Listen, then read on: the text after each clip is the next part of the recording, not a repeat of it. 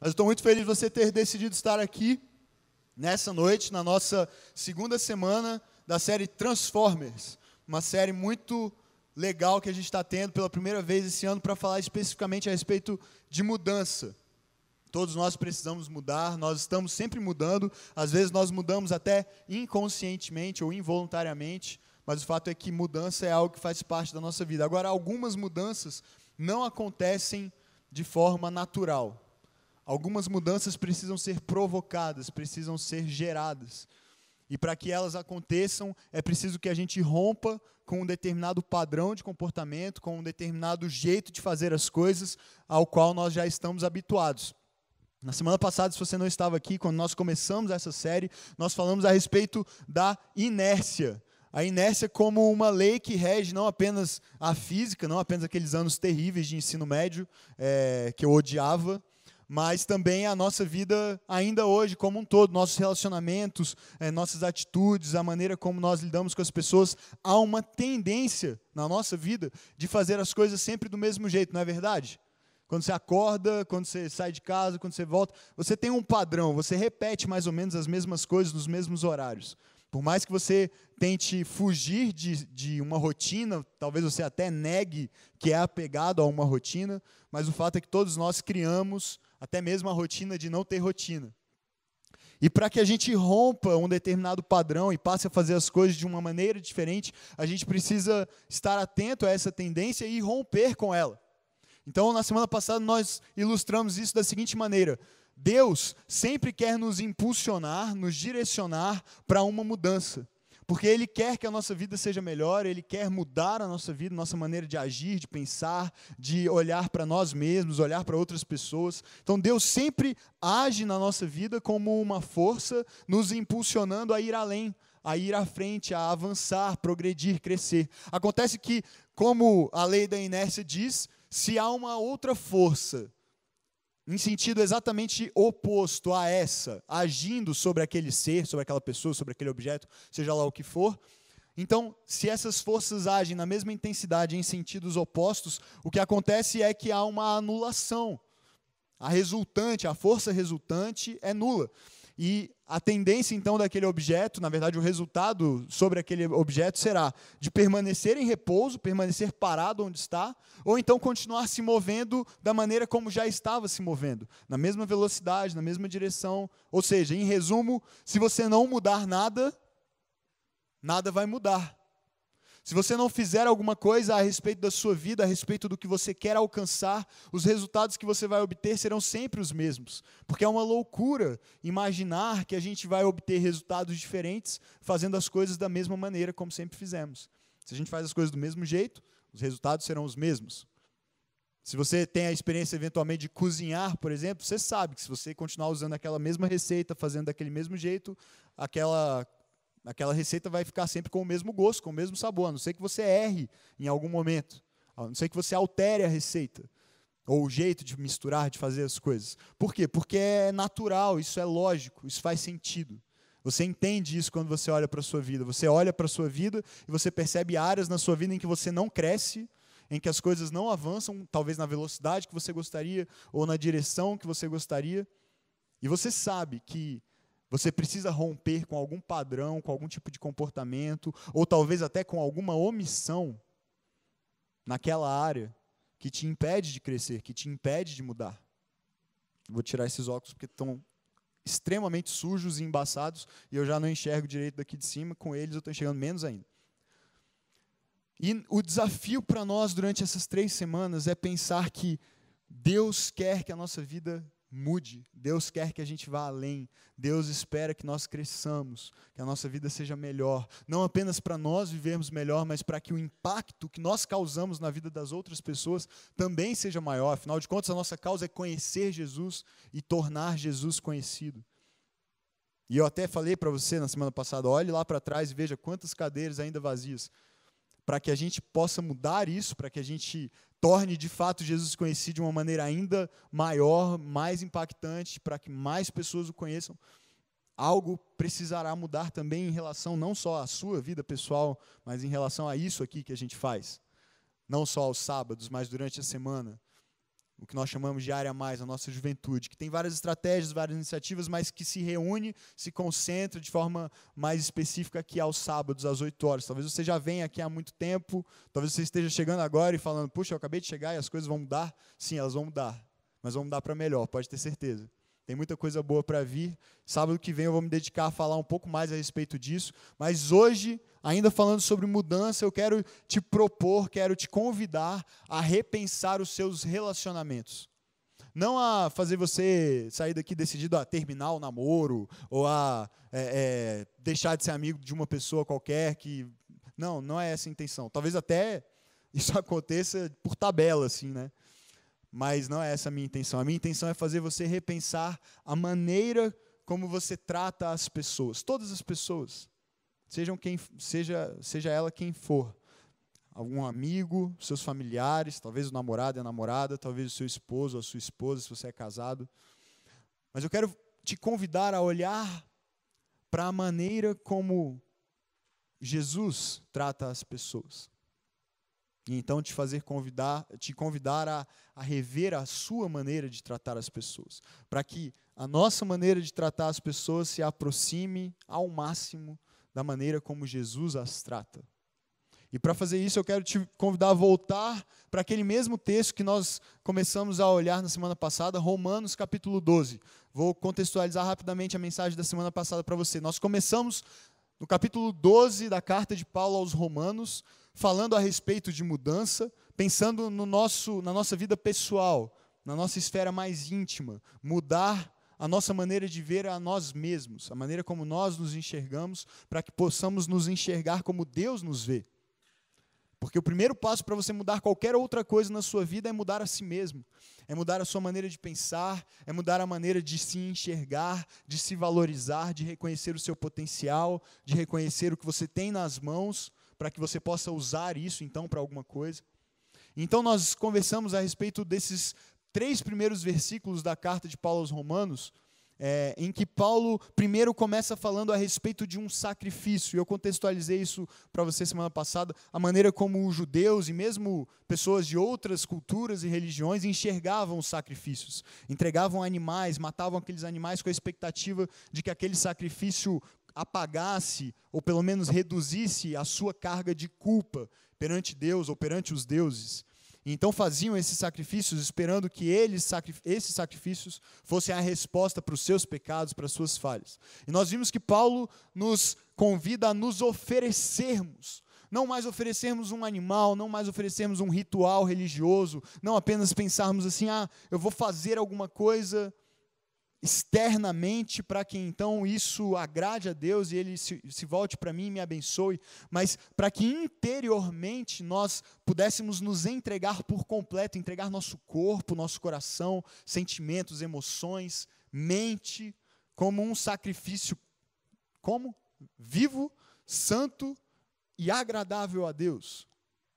Ou seja, não se trata mais de matar um animal, ou nem mesmo de se sacrificar literalmente, de fazer algum tipo de penitência, mas o que vai agradar a Deus é um sacrifício vivo, alguém que se entrega por inteiro a Ele, se rende a Ele, para deixar que Ele seja o dono da sua vida, para que Ele conduza a sua vida na direção que Ele quer conduzir. E nós falamos um pouco também a respeito dessa ideia de que esse processo de entrega, esse processo de rendição, de adoração a Deus é feito de forma racional, é algo consciente, intencional. Deus trabalha com a sua mente porque Ele é uma pessoa e se relaciona com você. E criou você da maneira como você é. Então Ele ouve, Ele entende, Ele fala. Ele é um Deus ativo, pessoal, que se relaciona. E nós falamos então, a partir do versículo 2, a respeito dessa transformação que acontece quando a nossa mente é renovada, é transformada, a partir de um encontro com Jesus. E aí, a gente deixa de se encaixar num padrão pré-estabelecido por alguém, seja essa pessoa quem for, seus pais, sua escola, sua faculdade, seus professores, o mundo, a sociedade, a mídia, enfim, não importa.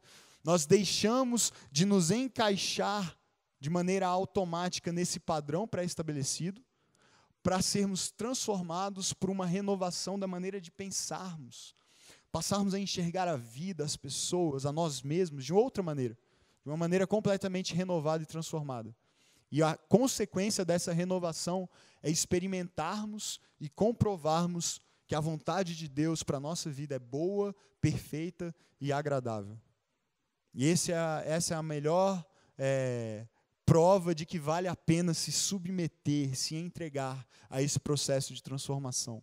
É saber que Deus não tem planos ruins para a sua vida, Deus não tem expectativas ruins para a sua vida, Deus não está à espreita, olhando para você, doido para você se entregar a Ele, para Ele poder então acabar com os seus sonhos, destruir as suas expectativas, te tirar de perto das pessoas que você gosta, te impedir de fazer as coisas que você gosta de fazer, e então te colocar dentro de uma caixa, de uma bolha, de uma redoma, e limitar a sua vida. Não.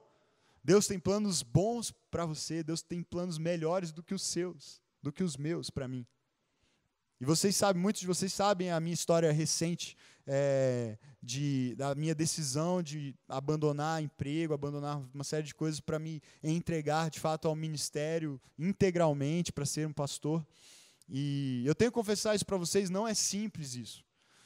E também não estou dizendo que se você se entregar a Deus, de fato, Ele vai te chamar para ser um pastor necessariamente. Pode ficar tranquilo.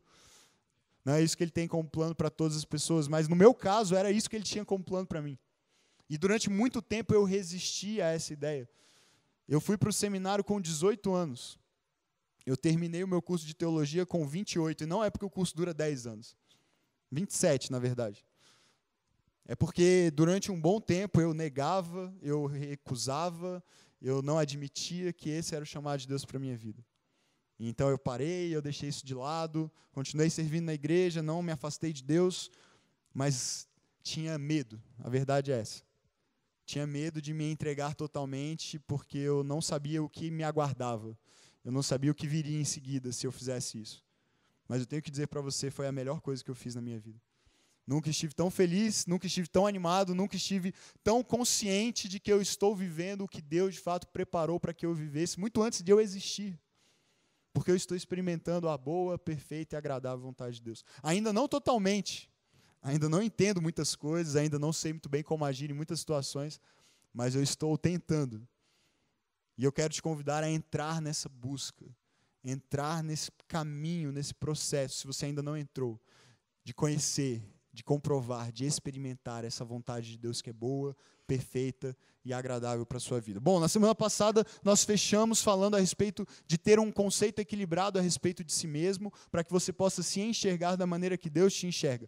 Hoje nós vamos dar um salto nesse mesmo capítulo 12 e vamos lá para o verso 9 e vamos ver a partir do versículo 9 lições muito práticas, conselhos muito práticos que Paulo dá para aquela igreja, a igreja de Roma, a respeito de como eles deveriam se relacionar com as pessoas. E ele começa essa lista de conselhos falando a respeito da grande chave, do grande segredo, da grande receita para nós vivermos de fato relacionamentos conforme Deus espera que nós vivamos. E ele fala a respeito do amor. E falar de amor num contexto cristão é a melhor coisa que existe, porque nós temos a maior história de amor para contar para as pessoas. Nós olhamos para Jesus e Jesus transpira amor. Olhar para Jesus é se encontrar com o amor. Olhar para Jesus é conhecer o amor, como você nunca vai conhecer de outra maneira. Então não é tão difícil assim para quem é cristão, para quem é um seguidor de Jesus, entender o amor. Conhecer o amor, experimentar o amor. Porque se você conhece Jesus, você conhece o verdadeiro amor. Você conhece o amor em pessoa, o amor em essência. E Paulo começa esta lista de conselhos falando: o amor deve ser sincero. Essa é a base para a maneira como vocês vão se relacionar com qualquer outra pessoa. Se vocês vão se relacionar com alguém, saibam de uma coisa: vocês precisam amar essa pessoa, porque Jesus disse: não há mandamento maior do que amar a Deus e amar as pessoas. Mas vocês precisam se relacionar de maneira amorosa, com sinceridade. Em outras palavras, o que Paulo está dizendo é: vocês precisam ser de fato quem vocês são. Vocês não vão amar de palavras, vocês não vão amar com fingimento. Esse amor não conquista ninguém, esse amor não cativa ninguém. Vocês vão amar com sinceridade, tirando as máscaras, abrindo o peito, abrindo o coração, deixando as pessoas te conhecerem e amando com o que vocês têm, a maneira como vocês são. Agora veja uma coisa: Amar com sinceridade é muito diferente de aquela postura que às vezes a gente tem, alguns especialmente no Twitter, onde todo mundo fica mais corajoso, de dizer assim, eu falo mesmo o que eu penso, eu sou sincero, paciência. Né? E aí você assume aquela postura de ser uma metralhadora de verdades ambulante. Por onde você passa, você solta verdades. E você fala um monte de coisa que é verdade, se achando uma pessoa maravilhosa pela sua sinceridade, só que você faz um estrago, deixa um monte de corpo caído pelo caminho. Porque por onde você passa, você distribui verdades sem sabedoria nenhuma, e aí as pessoas ouvem algo que é verdadeiro, mas da maneira errada, no momento errado, e em vez de aquela verdade trazer construção, trazer crescimento, ela causa dano. Não é disso que Paulo está falando, veja, ele está falando sobre amar. Então, amar com sinceridade significa, às vezes, ter sim que dizer verdades duras, mas significa também saber o que dizer, como dizer e quando dizer. Significa se preocupar com a pessoa e não apenas com o que você vai dizer a ela. Então, Paulo nos convida, a primeira coisa, se você vai se relacionar com alguém, por favor, entenda, o seu amor precisa ser sincero, mas precisa ter amor. Não é uma sinceridade dissociada de amor, mas é amor sincero. E ele segue então falando, odeiem o que é mal, apeguem-se ao que é bom, ou seja, tenham discernimento, tenham sabedoria para fazer boas escolhas, saiba de que lado você está, saiba escolher aquilo que é bom, e às vezes a gente briga muito por coisas que não têm tanto valor, a gente se apega a coisas que não deveríamos nos apegar, e então a nossa vida fica meio empacada, porque você tem dificuldade de desistir daquilo que não faz mais sentido para se apegar de fato ao que é bom, ao que Deus está propondo para você. Então Paulo está dizendo, odeie, rejeite de uma vez, descarte aquilo que não é bom, aquilo que não te faz bem, para poder se apegar ao que é bom, ao que tem valor de fato para a sua vida, ao que vai te fazer crescer. E ele segue, dediquem-se uns aos outros com amor fraternal. Prefiram dar honra aos outros mais do que a si mesmos. Veja, eu fiz um exercício de ler esse texto, mas tentando tirar da minha mente, tirar do meu coração o fato de que eu já sabia quem escreveu isso. Porque quando eu leio essas palavras de Paulo, e se você já é cristão há algum tempo e conhece alguma coisa a respeito dos ensinos de Jesus, veja se não é verdade. Você ouve essas coisas e tem um cheiro de Jesus, não tem? Tem cara de Jesus, parece que é Jesus que está falando e não Paulo. Quando ele diz assim, olha, amem-se uns aos outros com sinceridade, rejeitem o que é mal, se apeguem ao que é bom, prefiram dar honra aos outros mais do que a si mesmo. Não tem uma cara de Jesus isso? Não parece que é Jesus falando? Você não consegue olhar para isso e ver Jesus se ajoelhando diante dos discípulos e lavando os pés deles? Você não consegue ver Jesus olhando para uma mulher pecadora, adúltera e falando, vá, eu não te condeno, não peques mais, mas siga a sua vida. Paulo está falando, olha, eu passei por essa transformação na minha mente. Eu tive um encontro com Ele. E porque eu tive um encontro com Ele, a minha mente mudou, a minha vida mudou, e agora a minha maneira de me relacionar com as pessoas é marcada definitivamente pela maneira como Ele trata as pessoas. Você vê Paulo abrindo o coração dele, falando, olha, vocês precisam viver esses relacionamentos, vocês precisam olhar para as pessoas e tratá-las como Jesus as tratava. Veja, dar mais honra aos outros do que a si mesmos. Isso significa colocar o outro na frente. Significa, vou usar o exemplo de hoje lá, a gente estava no churrasco, né? A carne ia saindo aos poucos e está todo mundo com fome, e você olha para a carne e você pensa, tem uma galera ali, vou pegar logo, né? Que é para garantir o meu. Mas quem aprende a se relacionar como Jesus, a olhar para as pessoas como Jesus, ele se coloca na posição de dar um passo atrás e dizer, pode ir na minha frente, você primeiro. Eu prefiro que você tenha, e aí então se sobrar eu terei também. É difícil isso. Se é difícil num churrasco, imagina com a pessoa que te perturba, imagina com aquela pessoa chata que te incomoda. Como honrá-la, como querer que ela seja colocada em evidência em vez de você. Mas veja, ele fala mais. Nunca lhes falte o zelo, sejam fervorosos no espírito, sirvam ao Senhor, ou seja, vivam uma vida entusiasmada e entusiasmante. Vivam de tal maneira com Deus que a sua vida seja uma vida feliz, uma vida positiva, uma vida cheia de fervor, de alegria, e as pessoas que convivem com você sejam contagiadas por isso, sejam contaminadas pelo seu jeito, pela sua paixão, pelo seu engajamento, pela sua disposição de andar com Deus, de conhecê-lo, de experimentá-lo e de reparti-lo com as outras pessoas. Alegrem-se na esperança, sejam pacientes na tribulação, perseverem na oração, paciência, não se desesperem, não desistam cedo demais. Compartilhem o que vocês têm com os santos em suas necessidades, pratiquem a hospitalidade. A gente está fazendo aqui no Área Mais uma campanha do agasalho. Quem já doou algum agasalho aqui para a nossa campanha? Muita gente não trouxe ainda, eu tenho eu tenho a impressão de que você deve ter algum agasalho na sua casa para doar.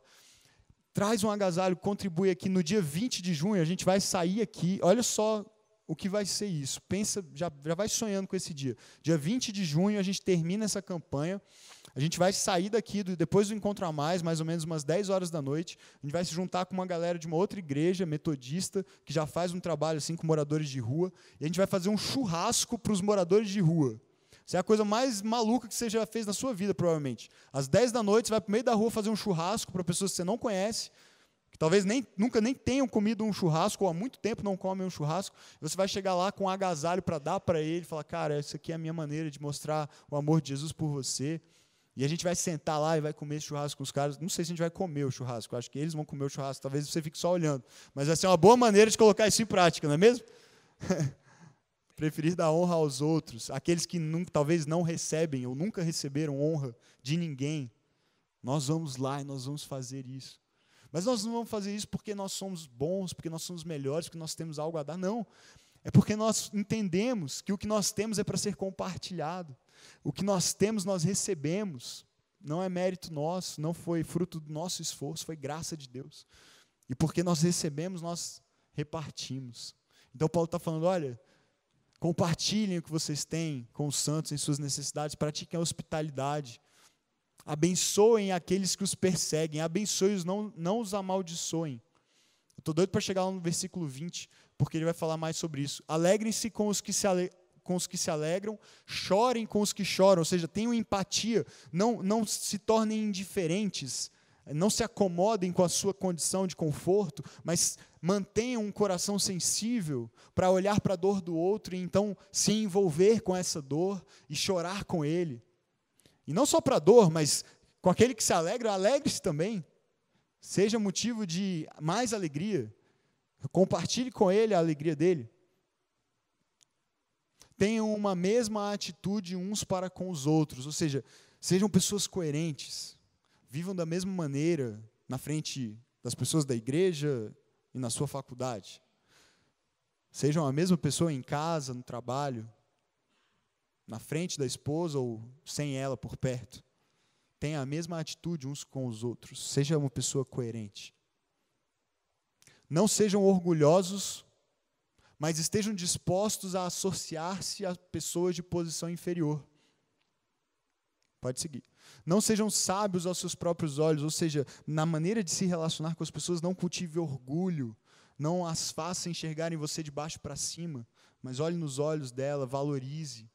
Não se considere melhor, não se considere mais sábio do que os outros, não cultive essa arrogância, mas seja uma pessoa humilde, trate com respeito e valorize as pessoas. Não retribuam a ninguém mal por mal, procurem fazer o que é correto aos olhos de todos. Nessa parte final aqui, eu queria também falar uma coisa com vocês. A gente tem tentado construir um ambiente aqui de rejeitar aquela religiosidade, sabe, aquela cultura de certo e errado, como se a igreja fosse aquela instituição responsável por dizer como você deve viver, o que você pode, o que você não pode fazer. A gente espera que você viva uma vida com Deus de mais maturidade, em que você não precisa de um pastor, de um líder, de alguém falando para você, olha, isso você está fazendo errado, você está fazendo certo. Às vezes é a nossa função fazer isso. Mas o que nós esperamos é que você construa um relacionamento com Deus em que, a partir da sua compreensão de quem Ele é, do que Ele fez por você, do amor que Ele tem por você, a maneira como Ele espera que você se relacione com as pessoas, você tome decisões melhores, você seja uma pessoa sábia, que sabe escolher o que é bom, o que convém para a sua vida. Agora, há um risco aqui, há um risco de adotarmos esse discurso e essa prática, de dizermos não à religiosidade vazia e sim ao relacionamento verdadeiro com Jesus. O risco é de nós desprezarmos a opinião dos outros a nosso respeito. Dizermos assim, não, eu sei o que é bom para mim, eu sei o que é bom para a minha vida com Deus é da minha conta, ninguém se mete, e então não importa o que os outros pensam. O Paulo está dizendo, procure ter uma reputação boa diante das pessoas. As pessoas precisam olhar para você e realmente reconhecer Jesus em você. Então, não se trata de descartar a opinião dos outros, também não se trata de viver em função da opinião das outras pessoas a seu respeito, mas se trata de viver uma vida com Deus autêntica, verdadeira, sincera, profunda, apaixonada, em que aquilo que você faz transborda e toca as pessoas ao seu redor. E elas então veem Jesus em você. E você se torna uma pessoa, como Paulo diz em Efésios, irrepreensível. Não precisa ser repreendida, não precisa ser exortado, não precisa que alguém chame e fale, cara, essa roupa aí que você está usando não dá, velho. Ou, essa atitude que você teve, esse jeito de você falar, essa maneira de agir. É claro que nós vamos errar eventualmente, precisamos de pessoas sábias e líderes que nos orientem, nos conduzam. Mas a gente deve ver de tal maneira que as pessoas olhem para nós e vejam Jesus de fato. E nós sejamos pessoas de boa reputação. Façam todo o possível para viver em paz com todos. Não cultive guerra, discórdia, desentendimento. Amados, nunca procurem vingar-se. A TV hoje está... Mas deixem com Deus a ira, pois está escrito. Agora, minha é a vingança, eu retribuirei, diz o Senhor. Veja agora o versículo 20. Pelo contrário, se o seu inimigo tiver fome, dele de comer. Se tiver sede, dele de beber. Veja aqui que ele está falando do inimigo, ok? Se o seu inimigo tiver fome, dele de comer. Se tiver sede, dele de beber. E aí, se você fizer isso, você estará amontoando brasas vivas sobre a cabeça dele. Eu olhava para esse versículo e não entendia, porque eu não via nenhum sentido de você fazer o bem por alguém e isso significar que você está colocando fogo na cabeça dela. Para mim isso não fazia o menor sentido. Então eu fui pesquisar para tentar entender o que isso de fato significa. Aí eu descobri que muito antigamente havia um ritual no Egito, um ritual egípcio em que, se uma pessoa estava arrependida por ter feito alguma coisa errada, ela fazia literalmente isso. Ela pegava brasas, tipo carvão aceso, assim, e colocava na cabeça. E saía andando pela rua, assim, para as pessoas verem. Porque aquela chama ardendo mesmo, queimando a cabeça dela, mostrava para os outros que ela estava arrependida do que tinha feito. Então ela causava nela mesma esse sofrimento, colocava essa chama viva na cabeça para mostrar que ela estava arrependida. Mas a ideia, o simbolismo por trás disso era que o arrependimento, como uma mudança, uma disposição de mudar de vida, de não fazer mais aquilo que ela tinha feito, causava algo dinâmico, algo vivo, algo realmente na cabeça dela, na mentalidade dela. Então eles faziam isso literalmente, colocavam sobre a cabeça para mostrar, a minha maneira de pensar agora vai ser diferente, porque eu entendo que eu estava agindo mal, eu estava errado, e agora eu vou agir bem. E Paulo usa essa ilustração aqui para mostrar, olha, se alguém te fizer mal, e você pagar esse mal, não com o mal também, mas com o bem, você vai fazer essa pessoa entrar meio que numa crise, porque quem é que faz o mal esperando receber o bem em troca? Ninguém. Você espera ser tratado da maneira como você trata as pessoas. Então as pessoas que são chatas, que te perturbam, te perseguem, elas sabem que elas estão fazendo isso. Às vezes a gente acha que elas nem percebem, mas elas sabem que estão sendo inconvenientes. Geralmente elas sabem. Agora, quando você reage a isso, não também sendo inconveniente, não causando dor, não ofendendo, agredindo, mas amando, tratando bem, valorizando. Então, Paulo está dizendo, olha, o que você vai fazer com essa pessoa, na verdade, é como se você estivesse colocando assim uma brasa viva na cabeça dela, e ela não vai te esquecer nunca mais. Ela vai ficar pensando naquilo, porque a cabeça dela vai ficar pegando fogo. Meu Deus do céu, por que essa pessoa me trata assim? Por porque eu sei que eu causo mal a ela, eu a agrido, eu a ofendo, eu a ignoro, e ela me trata bem. E ela me trata com amor, com carinho, com respeito, me valoriza, me serve. E aí a pessoa entra em crise. E a resposta para essa crise, em algum momento, vai ser: essa pessoa tem alguma coisa diferente. Ela não é normal. Porque quanto mais eu a agrido, quanto mais eu a ofendo, quanto mais eu perturbo a vida dela, mais ela me responde com amor. Então você gera um incêndio na cabeça da pessoa. E Paulo está dizendo isso: olha, use a oportunidade da agressão, use a agressão como uma oportunidade para abençoar, para surpreender, abençoando.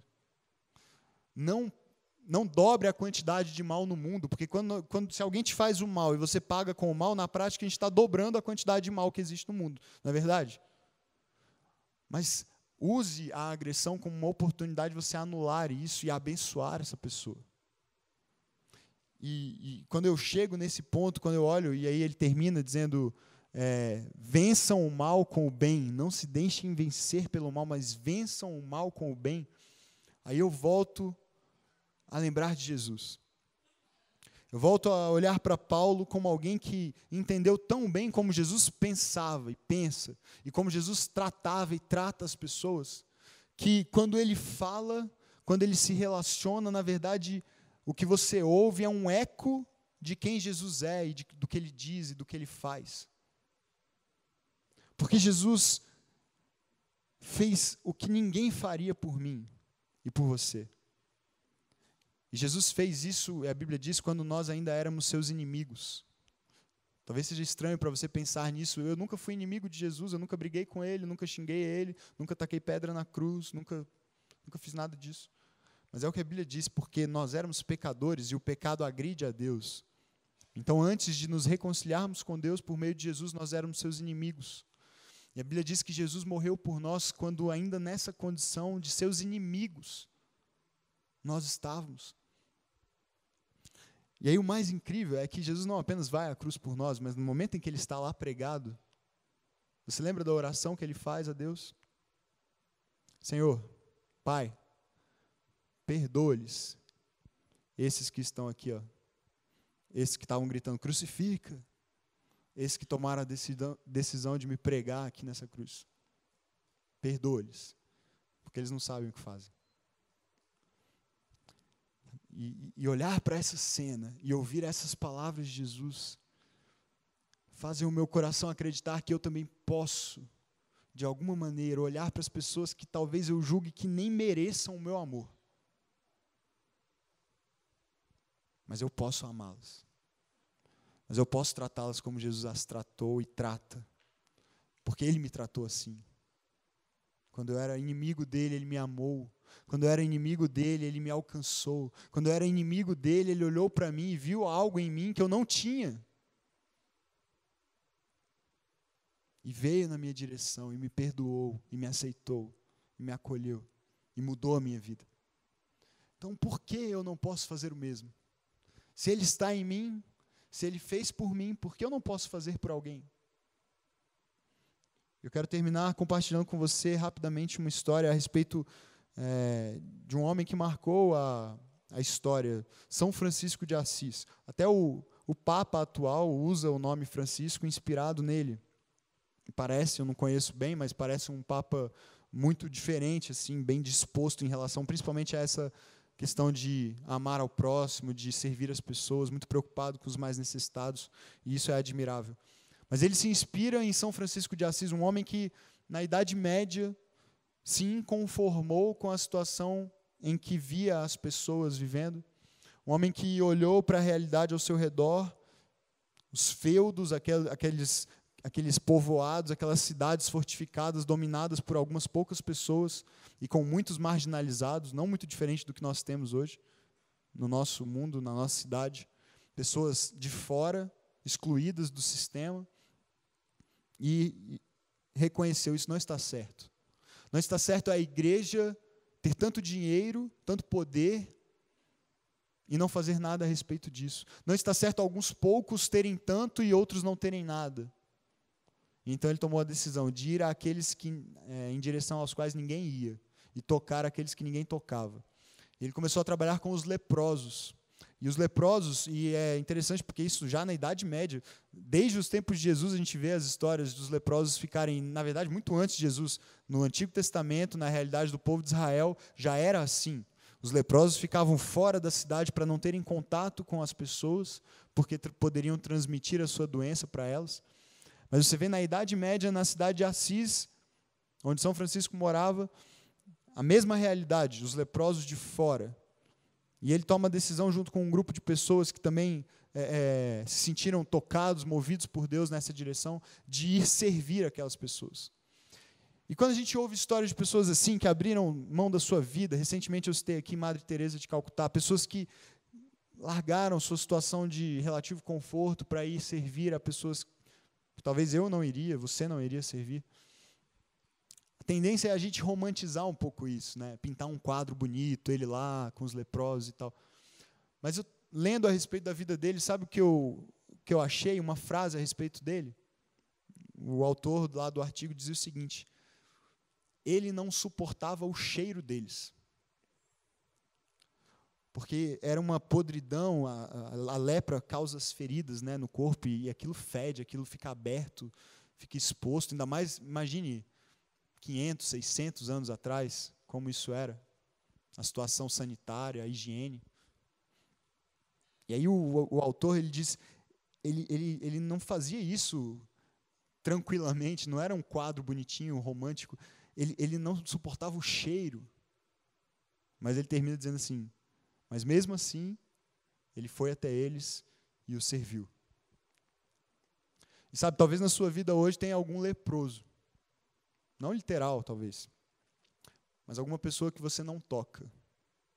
Alguém que você prefere manter à distância.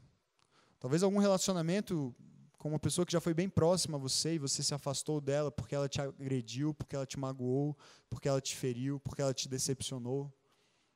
Talvez alguém que ainda está bem perto de você, talvez fisicamente, dentro da sua casa, um familiar, mas que hoje você prefere tratar com indiferença, com rejeição, com agressividade. Meu convite a você hoje é mudar a sua maneira de tratar as pessoas, a partir da maneira como Jesus trata você. Ele te ama. E Ele te aceita como você é. Por que não amar o outro? Por que não aceitar o outro? Por que não ir em direção ao outro? Por mais que o cheiro não seja bom, por mais que a aparência não te agrade, por mais que o que ele tenha a te oferecer seja muito pouco ou talvez quase nada, nós somos chamados para ir, para servir, para tocar, para mudar. Eu quero orar por você. Obrigado, Jesus, porque o Senhor olhou para mim quando eu não tinha nada mesmo, nada de valor para te oferecer. Mas o Senhor não procurou em mim algum valor, o Senhor não procurou em mim virtudes, mas o Senhor simplesmente decidiu me amar e me aceitar como eu sou. E obrigado porque eu sei que o Senhor fez isso com muitos jovens que estão aqui nessa noite. Em algum momento da vida deles, eles também estavam nessa condição, longe, distantes, indignos, mas o Senhor os escolheu, decidiu olhar para eles e amá-los, e convidá-los para perto, chamá-los para junto de Ti, para andarem contigo, para Te conhecerem, para experimentarem a verdadeira, maravilhosa vida que há quando nós nos encontramos com o Senhor. Mas, Pai, obrigado também porque nessa noite o Senhor nos desafia a ir além disso. Não apenas sermos pessoas que buscam receber de Ti esse amor e desfrutá-lo, mas pessoas que se dispõem a serem agentes de transformação na vida de outras pessoas, amando-as como o Senhor nos amou, tocando-as como o Senhor um dia nos tocou, indo na direção delas, perdoando, recebendo, amando, abraçando. Obrigado, Senhor, porque o Senhor nos dá a oportunidade de fazer isso de maneira muito prática, muito simples. Nós podemos sair daqui hoje e pedir perdão para as pessoas com quem estamos brigados, desconfortáveis. Podemos sair daqui hoje e chegar na nossa casa e olhar para os nossos pais e pedir perdão por alguma atitude errada, por rebeldia talvez. Podemos, com uma mensagem no WhatsApp ou com uma ligação, restabelecer algo que se rompeu com alguém. Simplesmente porque um dia nos sentimos ofendidos, machucados, maltratados. Ah, Jesus, se o Senhor nos rejeitasse por causa de tudo que nós fazemos contigo, pelas vezes em que te ofendemos, pelas vezes em que, consciente ou inconscientemente, nós agredimos a tua santidade, o teu caráter, decepcionamos o Senhor, nós estaremos perdidos. Mas obrigado porque o Senhor não nos trata como nós merecemos. O Senhor nos trata com graça. O Senhor nos dá o que nós não merecemos. E é isso que nós queremos oferecer para as outras pessoas. Sejam elas merecedoras ou não do nosso amor, do nosso tempo, do nosso carinho, do nosso dinheiro. Nós queremos ir até elas e oferecer tudo o que temos para honrá-las, para amá-las, para abençoá-las, para fazê-las crescerem, se sentirem importantes, porque o Senhor também as ama. E se o Senhor as ama, nós queremos amá-las. Se o Senhor veio a esse mundo e morreu por elas, nós queremos também entregar a nossa vida para que elas vivam, para que elas te conheçam, para que elas tenham a experiência que nós temos contigo. Viver a tua boa, perfeita e agradável vontade. Continua mudando a nossa mente, continua dispondo o nosso coração na tua direção, para que nós cada vez mais possamos te conhecer, mas não parar por aí. Possamos também te tornar conhecido nos nossos relacionamentos, na nossa casa, na nossa faculdade, no nosso trabalho, aqui neste lugar, Senhor, para todas aquelas pessoas que o Senhor mandar para cá, que elas venham e tenham uma experiência incrível com pessoas que se dispõem a amá-las, do jeito que são, da maneira como são, porque é assim que o Senhor nos ama, é assim que nós queremos amar também. Te agradeço, em nome de Jesus.